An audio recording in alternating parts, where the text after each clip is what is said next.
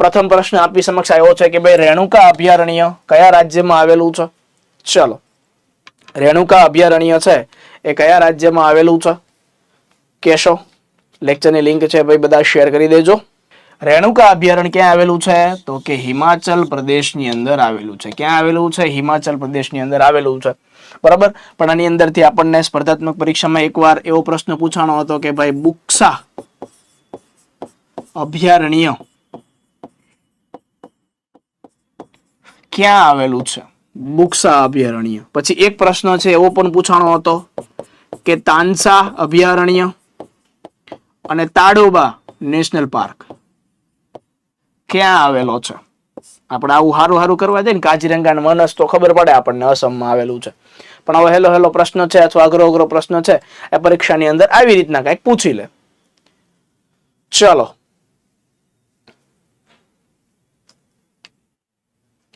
Sirmaur form Himachal, આ પહેલું સાચું છે, સિરમૌર હિમાચલ પ્રદેશ. પણ અહીંયા જુઓ તો બુક્સા અભયારણ્ય ક્યાં આવ્યું છે? યસ, બુક્સા અભયારણ્ય ક્યાં આવેલું છે? વેસ્ટ બેંગોલ એટલે કે પશ્ચિમ બંગાળની અંદર છે એ આવેલું છે. અને તાનસા અને તાડોબા અભયારણ્ય છે ક્યાં આવેલું છે? મહારાષ્ટ્ર ખાતે આવેલું છે. આપણે કેમ પન્યન મિત્યાલા છે અમરેલી આગળ આવેલું છે, તો એમ તાનસા અને તાડોબા અભયારણ્ય ક્યાં આવેલું છે? તો કે મહારાષ્ટ્રની અંદર છે એ આવેલું છે.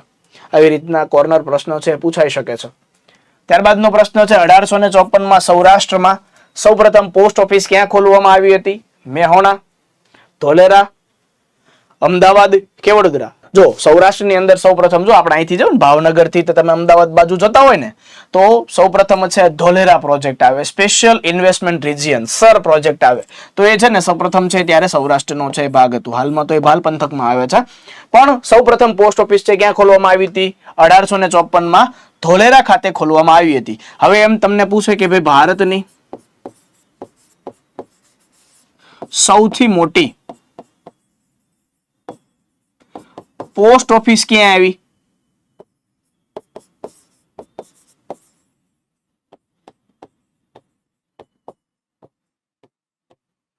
તો શું જવાબ આવશે? ચાલો, આનો જવાબ આપો. ભારતની સૌથી મોટી પોસ્ટ ઓફિસ ક્યાં આવી? ચાલો, આ જોડે ખબર હોવી જોઈએ ને.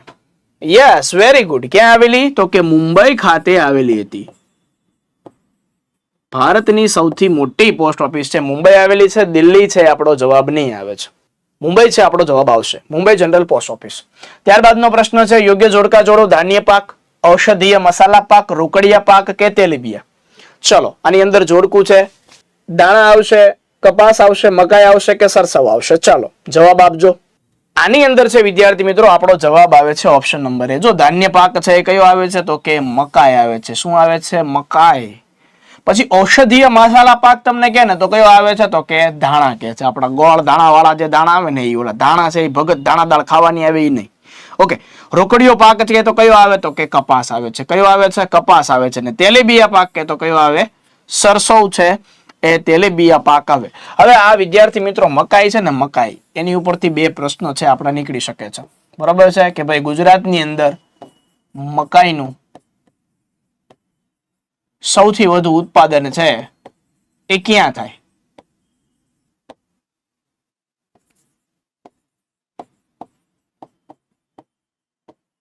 ગુજરાતની અંદર મકાઈનું સૌથી વધુ ઉત્પાદન ક્યાં થાય? ચલો, અને જો હા, વેરી ગુડ. મકાઈનું સૌથી વધુ ઉત્પાદન ક્યાં થાય છે? તો કે દાહોદ ખાતે થાય છે. ક્યાં થાય છે? દાહોદ ખાતે થાય છે. તો હવે જો ઉત્પાદન જે જગ્યાએ થાય છે, તો હવે એનું સંશોધન કેન્દ્ર ક્યાં આવ્યું એ પણ આપણે યાદ રાખવું જોઈએ, હે ને? હા, જય માતાજી હર્ષવર્ધનસિંહ. મકાઈ સંશોધન કેન્દ્ર, મકાઈ સંશોધન કેન્દ્ર છે ક્યાં આવ્યું છે? ચાલો મને કોઈ જવાબ દેશે?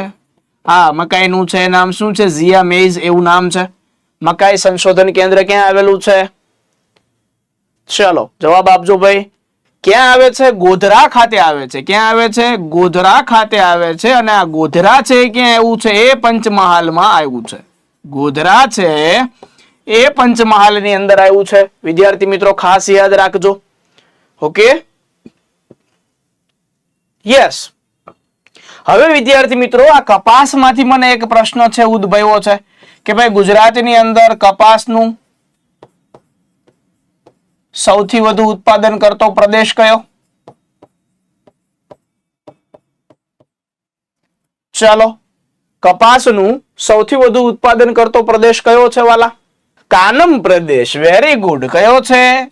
કાનમ પ્રદેશ છે એ કપાસનું સૌથી વધુ છે એ ઉત્પાદન કરે છે. જુઓ, એક પ્રશ્ન છે પણ એની અંદર કેટલા બધા જવાબ છે નીકળે છે. ઓકે, ચલો. ત્યારબાદ છે હજી એક મને છે પ્રશ્ન છે મગજમાં આવે છે. જો તમને પણ મગજમાં આવતો જો મસાલા પાક છે, મસાલા મસાલા મસાલા. તો વિદ્યાર્થી મિત્રો, આની અંદર મસાલાઓનું શહેર કોને કહેવાય છે? ગુજરાતમાં મસાલાઓનું શહેર કોને કહેવાય છે? ચાલો, કોઈને આવડે છે? ઊંઝા કહેવાય છે. શું કહેવાય છે? ઊંઝા કહેવાય છે. મહેસાણા ખાતે મસાલાઓનું શહેર કહેવાય છે. અને ભાઈ, કારણ કે ત્યાં અહીંયા એક જાતની ગંજ બજાર છે એ ભરાય છે. તો પરીક્ષામાં છે હજી એક પ્રશ્ન નીકળે, હજી એક છે પ્રશ્ન નીકળે કે ભાઈ મસાલાઓનો બગીચો કોને કહેવાય? મસાલાઓનો બગીચો છે એ કોને કહેવાય છે? અહીંથી પ્રશ્ન કાઢે. હાલો, બધું આવડી ગયું તો બગીચા ઉપર આવ્યા. હાલો, બગીચો કયો, ક્યાં આવ્યો? પૂછે ને, આવું બધું પૂછે. Very good. કેરળ રાજ્ય આવશે. શું આવશે? કેરળ રાજ્ય છે એ મસાલાઓનો બગીચો છે. તો જુઓ તો વિદ્યાર્થી મિત્રો, એક પ્રશ્ન છે એની અંદર કેટલા પ્રશ્ન નીકળ્યા? તો કે 1 2 3 4 5 અને 6 પ્રશ્નો છે. એનું મસ્ત મજાનું આપણું કામ થઈ ગયું. તો પરીક્ષાની અંદર છે આવા પ્રશ્નો છે એ પૂછાશે. ઓકે, તો ખાસ છે યાદ રાખજો વિદ્યાર્થી મિત્રો, આવા બધા પ્રશ્નો છે એ ખાસ પૂછાતા હોય છે. ચલો આગળ વધીએ મારા વાલા. મકર સંક્રાંતિને આંધ્રપ્રદેશ રાજ્યમાં કયા નામે ઓળખાય છે? લોહરી, પોંગલ, બિહુ કે ભોગી? ચલો વિદ્યાર્થી મિત્રો, જવાબ આવશે ભોગી આવશે. શું આવશે? ભોગી છે આપણો જવાબ આવશે. કારણ કે મકર સંક્રાંતિને આંધ્રપ્રદેશ રાજ્યની અંદર શું કહે છે? ભોગી કહે છે. ઓકે, તો હવે તમને એમ પૂછશે કે સાહેબ પોંગલ, લોહરી અને બિહુ કોને કહેવાય છે? તો જોવો તો વિદ્યાર્થી મિત્રો, જો તો પંજાબ રાજ્યની અંદર જે મકર સંક્રાંતિ ઉજવાય છે તેને લોહરી કહેવાય છે. ક્યાં? તો કે પંજાબની અંદર છે. તમિલનાડુની અંદર છે શું આવે? તો કે પોંગલ કહેવાય છે. 3 પ્રકારની છે પોંગલ આવે. મટ્ટુ પોંગલ આવે છે, બરાબર. 3 દિવસ છે આ ઉત્સવ ચાલે છે. અસમની અંદર એને શું કહેવાય છે? તો કે બિહુ કહેવાય છે. અને આંધ્રપ્રદેશની અંદર ભોગી કહેવામાં આવે છે. ખાસ યાદ રાખજો કે ભાઈ પંજાબની અંદર લોહરી તમને આવડતું હોય છે, તમિલનાડુની અંદર પોંગલ હોય છે, અસમની અંદર બિહુ હોય છે અને આંધ્રપ્રદેશની અંદર ભોગી હોય છે. પણ હવે વિદ્યાર્થી મિત્રો તમને એક પ્રશ્ન એવું થાય કે ભાઈ તો કેરળ રાજ્યની અંદર છે શું કહેવામાં આવે છે? ચાલો, આ એક પ્રશ્ન બાકી રહી ગયો. કેરળ રાજ્ય છે એની અંદર હોળીનો છે તહેવાર છે એને શું કહેવામાં આવે છે? ચલો, વેરી ગુડ, ખૂબ સરસ છે. શું કહેવાય છે? ઓણમ કહેવાય. મકર સંક્રાંતિ ઓણમ છે એને કહેવામાં આવે છે. ઓણમ કહેવામાં આવે છે. Very good. Yes, Bhogi is the first day where old items are discarded in the bonfire symbolizing renewal. Very good, ખૂબ સરસ. ચલો, ત્યારબાદનો પ્રશ્ન છે ગાંધીજી કયા ધોરણમાં નાપાસ થયા હતા? હાલો, પાસ નહીં, નાપાસ ક્યાં થયા હતા? 3જા, 4થા, 5મામાં, બીજામાં. વિચારો, હવે ગાંધીજી નાપાસ થયા હતા એટલે તમારે સમજી શકવું જોઈએ. ગાંધીજી અને તેના 11 મહાવ્રતો, આની ઉપર છે ને ખાસ યાદ રાખજો. એટલે ગાંધીજીના પ્રશ્ન લીધા છે એટલે કોઈ એમ કહેતા નહીં ગાંધીજીને શા માટે આવ્યા, સમજાણું? એટલે ખાસ યાદ રાખવાનું છે. જવાબ આવે છે ધોરણ 3. 3જા ધોરણની અંદર છે એ બાપુ ફેલ થયા હતા, બરોબર. ધોરણ 3 ની અંદર છે બાપુ ફેલ થયા હતા. ઓકે, ખાસ યાદ રાખજો ધોરણ 3. અને ગ્રંથ નિર્માણ પુસ્તકની અંદર છે એ લખેલું છે. ઘરનું નથી લાવ્યા આપણે. Good morning Ashu, good morning. બરાબર, 3જા ધોરણે છે એ બાપુએ દાંડી મારી હતી. હાલો આગળ વધીએ. સોનપુરનો મેળો છે એ કયા રાજ્યમાં ભરાય છે? જો બહુ ઉપયોગી પ્રશ્ન છે. સોનપુરનો મેળો રાજસ્થાન, બિહાર, મધ્યપ્રદેશ કે છત્તીસગઢ? એ 4 છે ને એ શિષ્યવૃત્તિ મળી હતી, બરાબર છે, ભણવા માટે શિષ્યવૃત્તિ તો આપે ને, બરાબર. ચલો વેરી ગુડ. જવાબ આવશે બિહારમાં આવશે. સોનપુરનો મેળો ક્યાં આવે છે? બિહારની અંદર આવે છે, અને એશિયાની અંદર સૌથી મોટો પશુ મેળો અહીંયા યોજાય છે. એશિયાનો સૌથી મોટો પશુ મેળો અહીં ભરાય છે. ચંદ્રગુપ્ત મૌર્ય થી માંડીને અકબર રાજા અહીંયા આવી ગયા સોનપુરમાં. ઓકે, જો એની છે આપણે મસ્ત મજાની સ્ટેટિક થોડીક વાત કરી લઈએ. સોનપુરનો મેળો છે, થોડોક આપના માટે ઉપયોગી છે એટલા માટે વાત કરીએ કે ભાઈ બિહારના સોનપુર ખાતે ઉજવાય છે. ભાઈ ક્યાં? બિહારના સોનપુર ખાતે દર વર્ષે ક્યારે ઉજવાય છે? તો કે કાર્તિક પૂનમના રોજ ઉજવાય છે, કાર્તિકી પૂર્ણિમાના દિવસે ઉજવાય છે. સોનપુરનો મેળો છે એશિયાનો સૌથી મોટો પશુ મેળા તરીકે છે ઓળખવામાં આવે છે. આ વિદ્યાર્થી મિત્રો આના જો 2 નામ પૂછાય છે. આના કેટલા નામ પૂછાય છે? તો કે 2 નામ પૂછાય છે. એક તો હરિહર મેળો અને બીજો છે છત્તર મેળો. બરાબર છે, 2 નામ પૂછાય છે. હરિહર મેળો કહેવાય છે, છત્તર મેળો પણ કહેવાય છે. આ મેળામાં નૌકાદોડ, કુસ્તી, જળ વિહાર જેવી સ્પર્ધાનું આયોજન થાય છે, અને આની અંદર મોટા પાયે છે એ પશુની લેવડ દેવડ છે એ થાય છે. ઓકે, અને એવું માનવામાં આવે છે કે મુઘલ બાદશાહ અકબરે અને ચંદ્રગુપ્ત મૌર્યએ આ મેળામાંથી હાથીની ખરીદી છે એ કરી હતી. બરાબર, જ્યારે મગધ સામ્રાજ્ય સ્થાપવાનું હતું તો એની અંદર છે હાથીની ખરીદી કરી હતી, અને અકબરે પણ અહીંની મુલાકાત લીધી હતી. 1803 માં કહેવાય છે રોબર્ટ ક્લાઇવ દ્વારા આ મેળામાં ઘોડાનો તબેલો બનાવવામાં આવ્યો હતો. જો એટલે કે આ સોનપુરનો મેળો છે એ ઐતિહાસિક દ્રષ્ટિએ પણ ખૂબ મહત્વનો છે. કારણ કે ક્યાં? તો કે કાર્તિકી પૂર્ણિમાના દિવસે ભરાય છે, બિહારના સોનપુર ખાતે ભરાય છે, એશિયાનો સૌથી મોટો પશુ મેળો તરીકે ઓળખાય છે, અને હરિહર મેળો અથવા છત્તર મેળો તરીકે પણ ઓળખવામાં આવે છે, અને એશિયાનો સૌથી મોટો પશુ મેળો છે. એટલું આપણે ખાસ યાદ રાખવાનું છે. ચલો, ત્યારબાદનો પ્રશ્ન છે, ભારતમાં પ્રથમ પરમાણુ ઉર્જા કેન્દ્રની સ્થાપના ઈસવીસન 1969 માં ક્યાં કરવામાં આવી હતી? મહારાષ્ટ્રના તારાપુરમાં, તમિલનાડુના ચેન્નઈમાં, કર્ણાટકના કૈગામાં કે મહારાષ્ટ્રના ટ્રોમ્બેમાં? ચલો લાઈક કરી દેજો ભાઈ, મજા આવતી હોય તો. ચલો જવાબ આપજો ભાઈ, શું આવશે?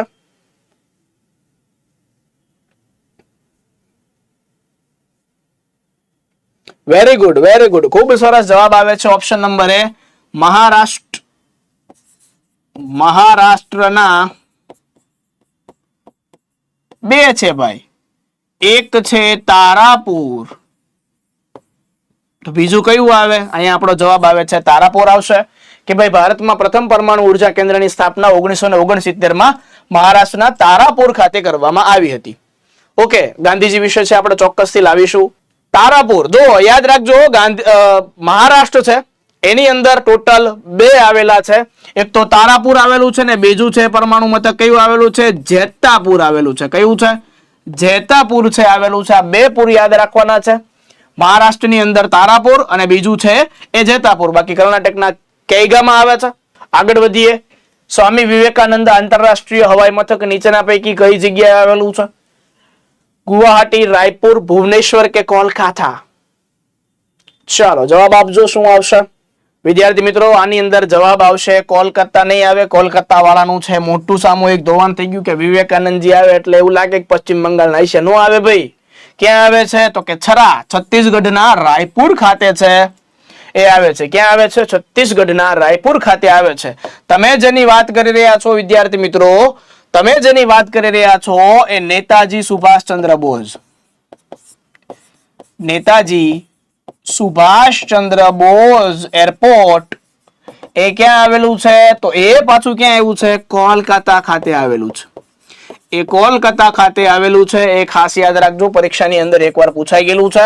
આ પણ પૂછાઈ ગયું છે ને હજી એક પૂછાઈ ગયું છે. રાજીવ ગાંધી ઇન્ટરનેશનલ એરપોર્ટ ક્યાં આવેલું છે? રાજીવ ગાંધી ઇન્ટરનેશનલ એરપોર્ટ છે ક્યાં આવેલું છે? ચાલો કોઈ મને કહેશે. ચલો રાજીવ ગાંધી એરપોર્ટ છે ક્યાં આવેલું છે? કોઈ મને કહેશે ક્યાં આવેલું છે? બોમ્બે નથી, બોમ્બે નથી, બોમ્બે નથી. બોમ્બે છે છત્રપતિ શિવાજી છે. હૈદરાબાદ ખાતે છે રાજીવ ગાંધી ઇન્ટરનેશનલ એરપોર્ટ આવેલું છે ને. હૈદરાબાદ છે ક્યાં આવેલું? તો કે તેલંગાણા રાજ્યની અંદર આવેલું છે.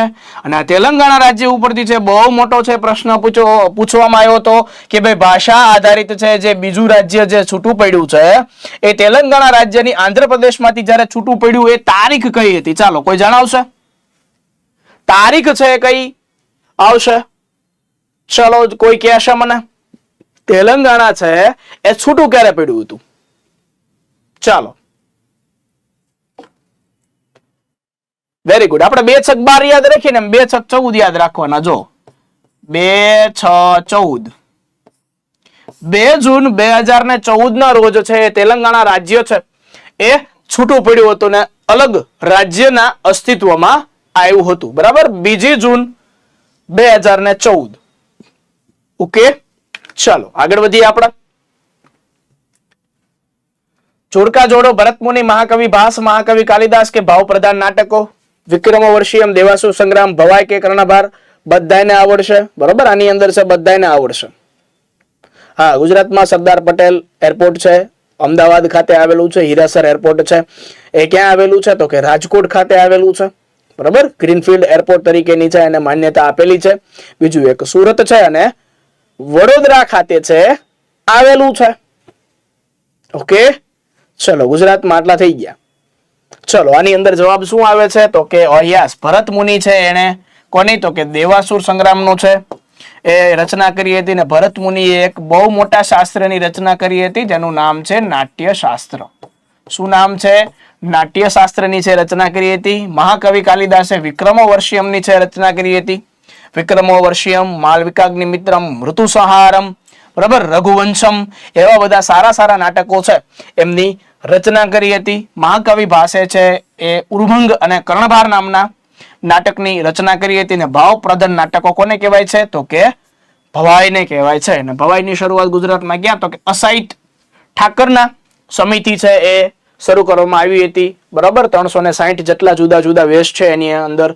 જૂનામાં જૂનો કયો છે? તો કે રામાપીરનો વેશ છે એ ગણવામાં આવે છે.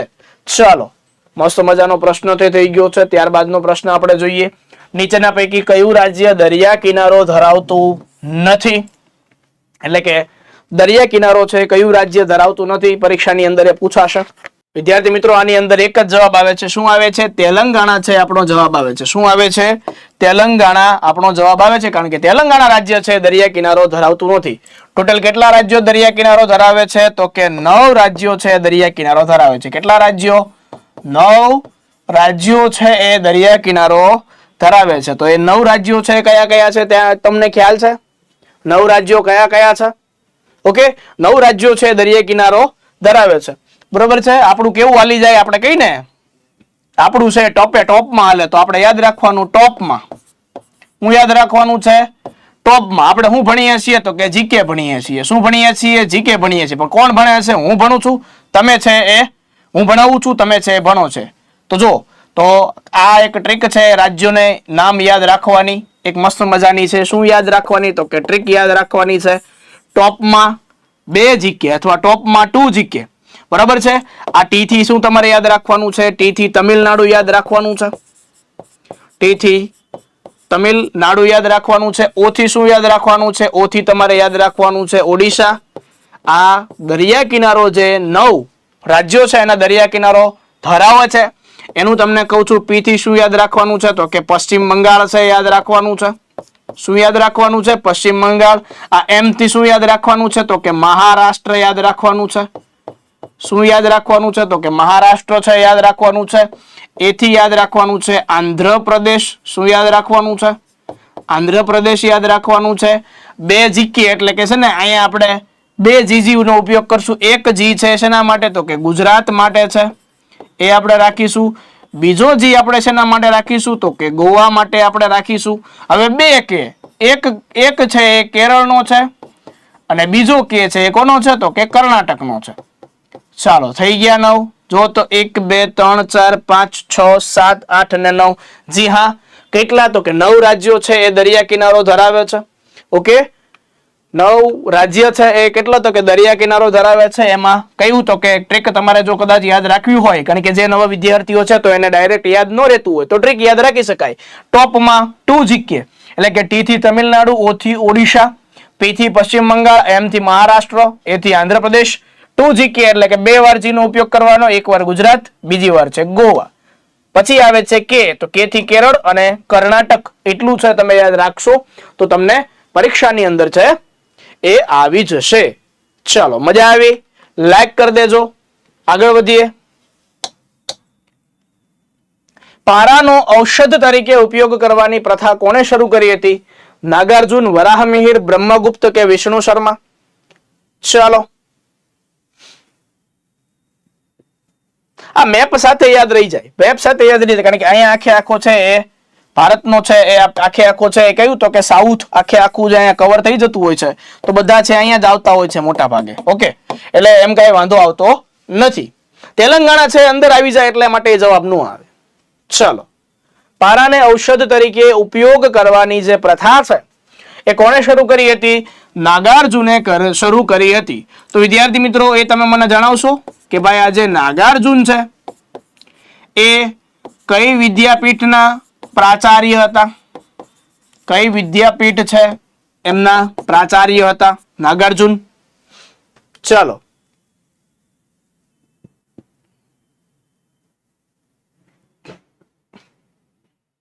Yes, very good. નાના યાદ રાખવાનું, નાના નાલંદા. નાલંદા વિદ્યાપીઠ છે એના છે પ્રાચાર્ય હતા, બરોબર. અને છે એમણે કયો તો કે બૌદ્ધ ધર્મ છે એ અંગીકાર કર્યો હતો. કયો? બૌદ્ધ ધર્મ છે અંગીકાર કર્યો હતો. ખાસ છે યાદ રાખજો વિદ્યાર્થી મિત્રો. ઓકે, આ ખાસ યાદ રાખવાનું છે, પરીક્ષાની અંદર આવા કોર્નર પ્રશ્નો છે પૂછાઈ જતા હોય છે. ચલો, ત્યારબાદનો પ્રશ્ન છે, નીચેના પૈકી કયું શહેર તાળાઓની નગરી તરીકે ઓળખાય છે? મદુરાઈ, અલીગઢ, અલીમપુર કે કપૂરથલા? યસ, સાચું છે, અલીગઢ આવશે. અલીગઢી તાળા છે ફેમસ છે. તો કોઈ વિદ્યાર્થી મિત્રો એમ કહેશે કે ભાઈ ગુજરાતમાં તાળા ઉદ્યોગ કઈ જગ્યાએ સૌથી વધારે વિસ્તરેલો છે? ગુજરાતમાં તાળા ઉદ્યોગ. ચાલો, યસ, વેરી ગુડ, ખંભાત આવશે. શું આવશે? ખંભાત ખાતે છે એ આ તાળા ઉદ્યોગ છે એ વિકસિત છે થયો. ખંભાતની અંદર 2 ઉદ્યોગ પણ હજી ફેમસ છે, એક તો પતંગ ઉદ્યોગ અને બીજો છે અકીક નો ઉદ્યોગ, બરાબર. તો ખંભાત છે એ અકીક અને પતંગની સાથોસાથ તાળા માટે પણ જાણીતું છે, બરાબર. આનું ખંભાત છે એનું પ્રાચીન નામ પૂછે તો સ્તંભ તીર્થ છે આવશે. શું આવશે? સ્તંભ તીર્થ છે એ આવશે, સ્તંભ તીર્થ. ઓકે, ચાલો આગળ વધીએ. ત્યારબાદનો પ્રશ્ન છે, યોગ્ય જોડકા જોડો. નીતિસાર, ઇન્ડિકા, નવ સહસાંક ચરિત કે નર નારાયણંદ? ચાલો, જવાબ આવશે વિદ્યાર્થી મિત્રો ઓપ્શન નંબર એ આવશે. નીતિસાર છે કોને તો કે કામંદકે છે એ બંધાયું હતું. કોને? કામંદકે છે બંધાયું હતું. ઇન્ડિકા નામનો જે ગ્રંથ છે કોને તો કે મેગેસ્થનીસે બંધાયો હતો. નવ સહસાંક ચરિત છે પદ્મગુપ્ત અને નર નારાયણન કોને? વસ્તુપાલે. તો ઓપ્શન નંબર એ આપણો સાચો જવાબ છે એ આવે છે. ચલો, કેન્દ્રીય તમાકુ અનુસંધાન સંસ્થાન નીચેના પૈકી ક્યાં આવેલી છે? કાનપુર, રાજમુંદ્રી, કટક કે ગંટોર? ચલો, કેન્દ્રીય તમાકુ અનુસંધાન સંસ્થાન ક્યાં આવેલું છે? કાનપુર. કાનપુરની અંદર છે ને બધા પાન મસાલા બહુ ખાય, તો કાનપુરની અંદર છે મોટા ભાગે નો આવે, કારણ કે અત્તરની નગરી કન્નોજ ને એ બાજુ છે આવે. કાનપુર છે એ નો આવે, બરોબર છે. કટક છે એ નહીં આવે. ગુંટુર છે નો આવે, કારણ કે ગુંટુર છે એ તમાકુ તો સમજ્યા પણ મરચા માટે બહુ ફેમસ છે ગુંટુર. પણ અહીંયા આવે છે રાજમુંદ્રી આવે. શું આવે છે? રાજમુંદ્રી. તો રાજમુંદ્રી છે એ કેન્દ્રીય તમાકુ અનુસંધાન સંસ્થાન છે આવેલું છે. પણ હવે તમને જો ગુજરાતનું તમાકુ રિસર્ચ સેન્ટર જો પૂછ્યું હોય, તમાકુ રિસર્ચ કેન્દ્ર એવું પૂછ્યું હોય તો ક્યાં આવે છે? ગુજરાતનું તમાકુ રિસર્ચ કેન્દ્ર જો પૂછ્યું હોય તો ક્યાં આવે છે? ગુજરાતનું. હો ભાઈ,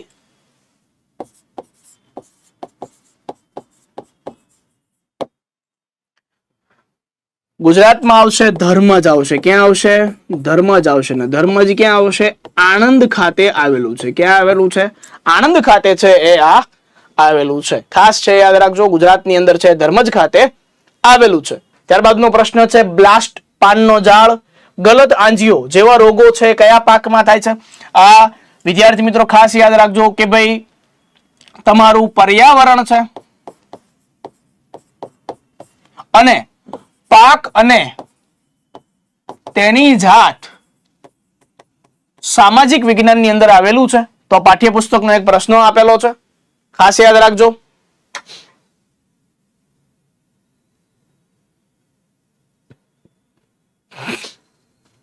જવાબ આવશે ડાંગર આવશે. શું આવશે? ડાંગર, અથવા આપણે એને જેને ચોખા કહીએ છીએ એની અંદર છે શું આવે છે? તો કે બ્લાસ્ટ થાય, પાનનું ઝાડ થઈ જાય, એટલે કે લાલ લાલ અને ગલત આંજીઓ જેવા છે એ રોગ મોટા ભાગે થતો હોય. બાકી ગેરુઆ જેવો જે રોગ છે ને એ પાછો કેમાં આવે? તો કે ઘઉંની અંદર આવે છે, અને લાલ્યો આખો લલાશ પડતો આવે છે શેમાં આવે? તો કે શેરડીમાં આવે છે. ચાલો, ત્યારબાદનો પ્રશ્ન છે રાષ્ટ્રીય ગીત વંદે માતરમ ને કઈ પ્રસિદ્ધ નવલકથામાંથી લેવામાં આવ્યું છે? આનંદ કાદંબિની, આનંદ મઠ, પાથેર પાંચાલી કે મણિકા મોહની? ચલો જવાબ આપજો મારા વાલા વિદ્યાર્થી મિત્રો. ચલો આની અંદર વિદ્યાર્થી મિત્રો જવાબ શું આવશે? આનંદ મઠ આવશે. શું આવશે? આનંદ મઠ નવલકથામાંથી લેવામાં આવ્યું હતું. શું? વંદે માતરમ રાષ્ટ્રીય ગીત છે. ઓકે, રાષ્ટ્રીય ગીત છે, ખાસ યાદ રાખજો. રાષ્ટ્રગાન છે એ શું આવે છે? તો કે રાષ્ટ્રગાન જનગણ મન આવે છે, પણ રાષ્ટ્રીય ગીત પૂછે તો શું આવશે? આનંદ મઠ આવે. આની અંદર તમારે યાદ રાખવા જેવું એ કે ભાઈ રાષ્ટ્રીય ગીત આપણું કયું છે? તો કે વંદે માતરમ છે. બરોબર. ક્યારે એને માન્યતા આપી? તો કે 24મી જાન્યુઆરી 1950 ના રોજ છે એને માન્યતા આપી. આના રચના કરતા કોણ હતા? તો કે બંકિમચંદ્ર ચેટર્જી. કઈ નવલકથામાંથી લેવામાં આવ્યું? તો કે આનંદ મઠ નામની નવલકથામાંથી લેવામાં આવ્યું. ઓકે, આનંદ મઠ નામની. સૌપ્રથમ વાર છે કઈ જગ્યાએ વગાડવામાં આવ્યું હતું? તો કે ઇન્ડિયન નેશનલ કોંગ્રેસનું 12મું અધિવેશન જ્યાં ભરાણું હતું 1896 માં, ત્યારે છે અને સૌપ્રથમ વાર છે એ વગાડવામાં આવ્યું હતું. કલકત્તા અધિવેશન ખાતે. ઓકે, 12મું અધિવેશન કલકત્તા ખાતે ભરાણું હતું. બરાબર. ત્યારે કોણ હતા? તો કે રહીમતુલ્લાહ સયાની છે એ વખતે હતા. અને આ સામાન્ય રીતે કેટલી સેકન્ડ ગવાય છે? 65 સેકન્ડ છે એ ગાવામાં આવે છે. બરાબર. અથવા તમને ક્યાંક એમ લખ્યું હોય કે 1 મિનિટ અને 5 સેકન્ડ એવું પૂછ્યું હોય તો પણ એ 65 સેકન્ડ જ થશે. બરાબર. એટલે કઈ ઓપ્શન ની અંદર આપે તો મૂંઝાતા નહીં ભાઈ. ઓકે, ખાસ છે યાદ રાખજો. ચલો, ક્લિયર છે?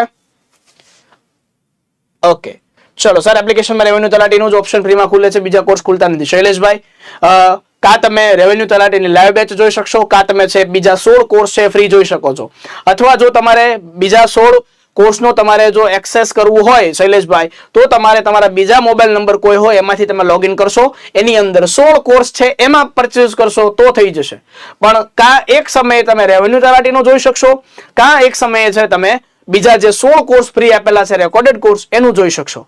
જો તમે રેવન્યુ તલાટીનો જો કોર્સ લીધેલો હોય અને તમારે જો કોર્સ છે એ લેવાની ઈચ્છા હોય, એટલે કે ફ્રી કોર્સનો આનંદ લેવાની ઈચ્છા હોય, તો તમારા બીજો મોબાઈલ નંબર છે એને તમે લોગિન કરજો તો છે તમારો ઓપન થશે, બાકી નહીં થાય. ઓકે, જનહિતમાં જારી.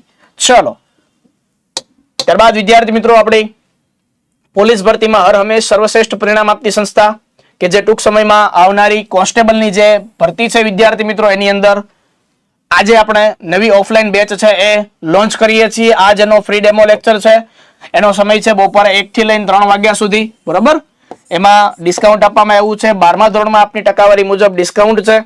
40% થી વધુને 10% ડિસ્કાઉન્ટ છે, 70% થી વધુને 20% અને 90% થી વધુને 50% ફીમાં ડિસ્કાઉન્ટ આપ્યું છે. એકદમ નવી બેચ છે. આજથી તેનો ડેમો લેક્ચર શરૂ થાય છે. ઓફલાઈન બેચ છે પોલીસ કોન્સ્ટેબલની જે આવનારી, જેની જો તૈયારી વિદ્યાર્થી મિત્રો કરવા અત્યારથી માંગતા હોય એના માટે છે. ફ્રી રજીસ્ટ્રેશન માટે અત્યારે 93 280 0111 0 ઉપર કોલ કરો. 201 નચિકેતા પ્લસ બિલ્ડિંગ, બીજો માળ, ટાગોર રોડ, એસ્ટ્રોન ચોક, રાજકોટ ખાતે છે એ આ બેચ છે આજ શરૂ થાય છે. 1 થી 3 માં આપ વિદ્યાર્થી મિત્રો આવી શકો છો. ચલો, ત્યારબાદનો પ્રશ્ન છે નીચેના પૈકી કયું વિધાન સત્ય છે? ચલો, સરળ સમજૂતી આપવા બદલ એના પર એક લાઈક કરી દો મિત્રો. ચાલો, હા, એટલે એક તમને સમજૂતી આપી દઈએ જેનાથી શું થાય કે તમને ખ્યાલ પડે. કારણ કે તમે એક કોર્સ જોતા હોય તો બીજો કોર્સ ને ન જોઈએ ને, બરાબર? એટલા માટે. ચલો, આની અંદર છે એ કયા કયા વિધાનો સત્ય છે? ઉપનિષદોની કુલ સંખ્યા કેટલી છે? તો કે 108 છે. ગાયત્રી મંત્ર ઋગ્વેદના બીજા મંડળમાં આપવામાં આવ્યો છે? એ અને બી બંને કે એક પણ નહીં? ચાલો જવાબ આપજો, શું આવશે?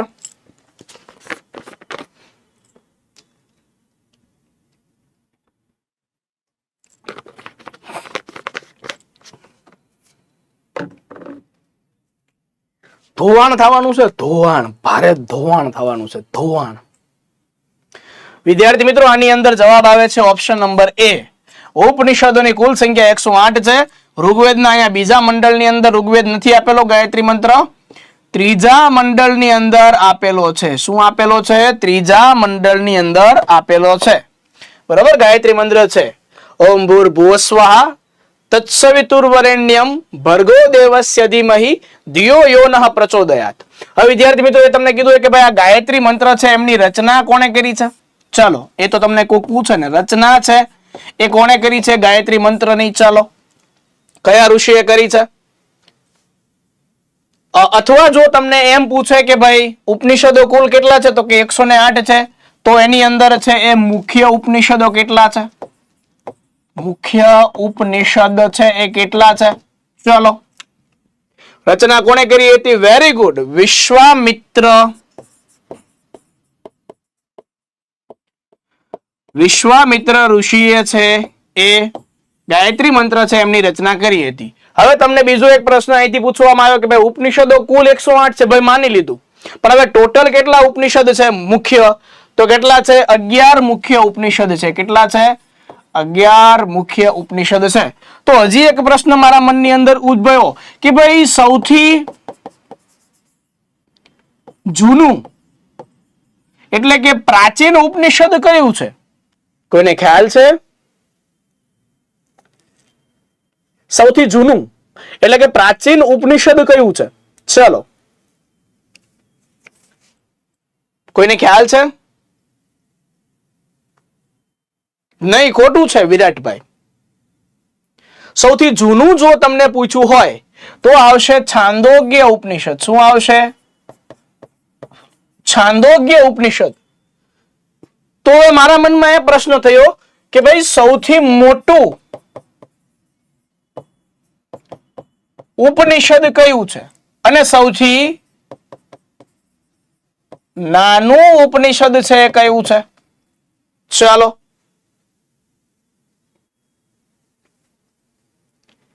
જો સૌથી મોટું તમને પૂછે ને તો બૃહદારણ્યક આવે. શું આવે છે? બૃહદારણ્યક સૌથી મોટું ઉપનિષદ છે.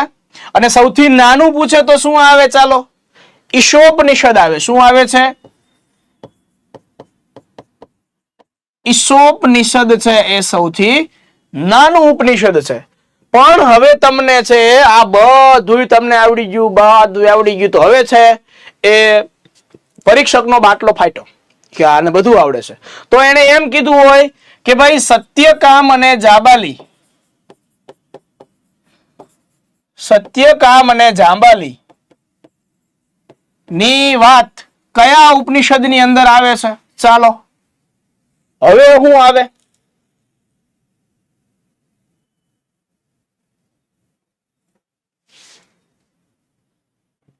આ તો કે કાંઈ ભેગું ન થાય. સત્યકામ અને જાબાલી મૂળગો નો આવે, છાંદોગ્ય ઉપનિષદ આવે. શું આવે છે? છાંદોગ્ય ઉપનિષદ છે આવે છે. સત્યકામ અને જાબાલી ની વાત છે. આ પરીક્ષાની અંદર આવો પ્રશ્ન એકવાર પૂછાઈ ગયો છે. જો કેટલું બધી વિવિધતા છે આમાં, હે? એટલે ખાસ તમારે યાદ રાખજો ભાઈ. ચલો, યસ, છાંદોગ્ય આવશે. છાંદોગ્ય ઉપનિષદ ની અંદર સત્યકામ અને જાંબાલી ની વાત છે આવે છે, યાદ રાખજો. ચલો, ત્યારબાદનો પ્રશ્ન જોઈએ. અમદાવાદ ને ગરદાબાદ એટલે કે ધોળિયું શહેર તરીકે સંબોધિત કરનાર છે કોણ હતું? તો એક બીજો પણ પ્રશ્ન પૂછે, અમદાવાદ ને દુનિયાનું બજાર કોણે કીધું તું? જો આ તમને હું પ્રશ્ન ખાલી 25 ભણાવું છું, પણ એની સાથોસાથ બીજા કેટલા પ્રશ્નો લઉં છું, કોર્નર પ્રશ્ન કે પરીક્ષાની અંદરથી આવી જશે. એટલે આઈ થિંક આપણે 50-60 પ્રશ્નોની છે પ્રેક્ટિસ થાય છે અને તમને ઘણું બધું જાણવા મળશે. વિદ્યાર્થી મિત્રો જવાબ શું આવે છે? જહાંગીર આવે છે. શું આવે છે? અમદાવાદને ધૂળિયું શહેર એટલે કે ગર્દાબાદ છે જહાંગીરે કીધું છે. અને વિદ્યાર્થી મિત્રો ખાસ યાદ રાખજો કે અમદાવાદને દુનિયાનું બજાર કોણે કહ્યું હતું? અબુલ ફઝલે કહ્યું હતું. કોને કહ્યું હતું? અબુલ ફઝલે કહ્યું હતું. ખાસ છે યાદ રાખજો, પરીક્ષાની અંદર છે એ આવી રીતના આવી શકે છે. બરાબર, આવા બધા કોર્નર પ્રશ્નો ગમે ત્યાંથી છે પૂછી શકે છે, યાદ રાખજો. ત્યારબાદનો પ્રશ્ન જોઈએ, ગાંધીજીને હાઈસ્કૂલના શિક્ષણના બીજા વર્ષમાં એટલે કે ધોરણ 5 માં માસિક શિષ્યવૃત્તિ કેટલી મળી હતી? જો ત્રીજા ધોરણમાં ફેલ થયા હતા, ત્રીજા ધોરણમાં ફેલ થયા હતા. હવે એને છે એ બાપુ આગળ વધ્યા એટલે એને શિષ્યવૃત્તિ છે એ કેટલી મળી હતી? આ પણ પરીક્ષાની અંદર છે એ પૂછાણું હતું.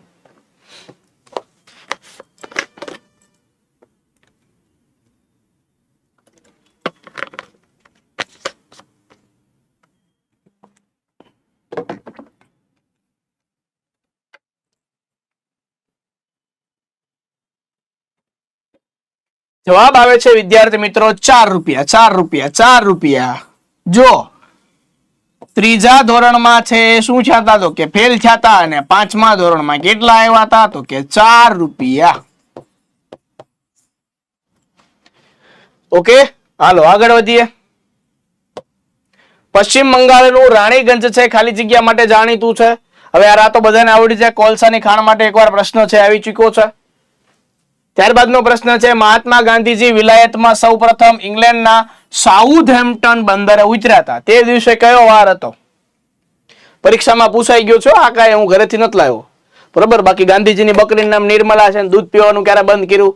બકરીનું દૂધ પીવાનું ક્યારે ચાલ્યું? તો આ બધા પરીક્ષાની અંદર છે પૂછાઈ ચૂકેલા પ્રશ્નો છે. હવે એ લોકોને મજા આવે છે એટલે પૂછે છે. બરોબર, એટલે આપણે ના ન પડે કે ભાઈ તમે છે એ ન પૂછતા એમ. ચાલો વિદ્યાર્થી મિત્રો જવાબ આવશે શનિવાર હતો. કયો વાર હતો? શનિવાર હતો. જય હનુમાન દાદા કરીને છે એ ગાંધીનગરમાં ગાંધીજી છે એ ઇંગ્લેન્ડની અંદર સાઉથહેમ્પ્ટન બંદરે છે ઉતરી ગયા હતા. બરોબર છે, હાલો. ત્યારબાદનો પ્રશ્ન છે, G2, GG1, JH એ કયા પાકની એક જાત છે? G2, GG11 અને JH. તલ, મગફળી, બાજરી કે ઘઉં? ચલો વિદ્યાર્થી મિત્રો જવાબ શું આવે છે? મગફળી આવે છે. શું આવે છે? મગફળી. હજી એક મગફળીની જાત છે G20. બરોબર છે, હારામારી મગફળીની જાત છે, મોટો દાણો આવે છે. બરોબર, આ છે ને G2, GG11 ને JH એ બધો ઓલી નાની નાની આવે કે નહીં મગફળી, કે જેની અંદર તેલનું પ્રમાણ છે એ વધારે આવે, તો એની અંદર આવે છે. પણ હારી જાત છે G20 છે. મોટા ભાગે રાજકોટ છે, સૌરાષ્ટ્ર રિજિયનની અંદર છે G20 ની મગફળી છે વવાતી હોય છે. હાલો ત્યારબાદનો પ્રશ્ન છે, ઈલેરાનું ભવ્ય કૈલાસનાથ મંદિર કયા રાષ્ટ્રકૂટ રાજાએ બંધાવ્યું હતું? દંતીદુર્ગ છે, કૃષ્ણા 1 છે, અમોઘ વર્ષ છે કે કૃષ્ણા 2 છે? ચલો, આ માંડવી પણ કહેવાય એને ભાઈ.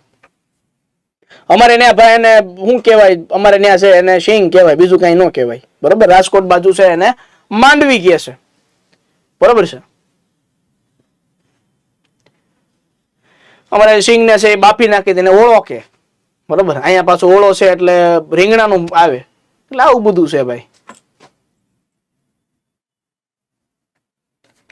કૃષ્ણ 1 આવશે, કૃષ્ણરાજ 1 આવશે ભાઈ. શું આવશે? 1 છે એ આપણો જવાબ આવશે. સુરસાગર તળાવ ક્યાં આવેલું છે? રાજપીપળા, વડોદરા, જામનગર કે અમરેલી?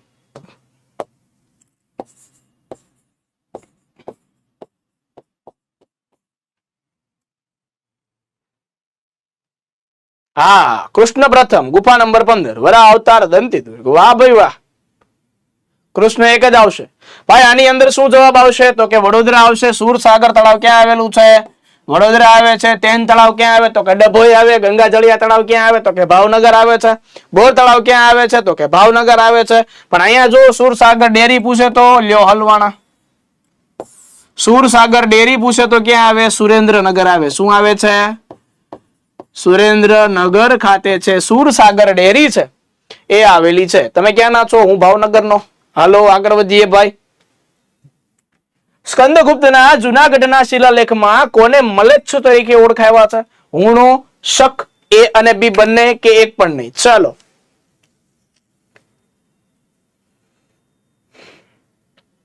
ભાવનગરમાં દૂધ સરિતા ડેરી. ચાલો જવાબ આપજો ભાઈ. ભાઈ જવાબ આવશે આની અંદર હુણો આવશે. હુણો આવશે. શું આવશે? હુણો આવશે. પણ આ જો સ્કંદગુપ્ત ની વાત થઈ તો સુદર્શન તળાવની અંદર એક સ્કંદગુપ્ત નો સૂબો કોણ હતો?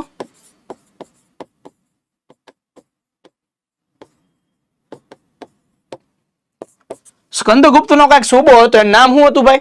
હાલો ભાઈ, પર્ણદત્ત આવશે. શું આવશે? પર્ણદત્ત આવશે. પર્ણદત્ત છે એ સૂબો છે આવશે. પણ વિદ્યાર્થી મિત્રો જો એમ પૂછવું હોય કે ભાઈ એને ગિરિનગર નો વહીવટ કોણે આપ્યો તો શું આવશે? તો પાછો શું આવશે? ચક્રપાલિત આવશે. શું આવશે? ગિરિનગર નો જો વહીવટ કોણે કર્યો હતો તો કે ચક્રપાલિત આવશે. ક્લિયર છે? ચાલો તો મળીએ છીએ વિદ્યાર્થી મિત્રો નેક્સ્ટ લેક્ચરમાં. ત્યાં સુધી આપ સર્વ વિદ્યાર્થી મિત્રોને જય દ્વારકાધીશ.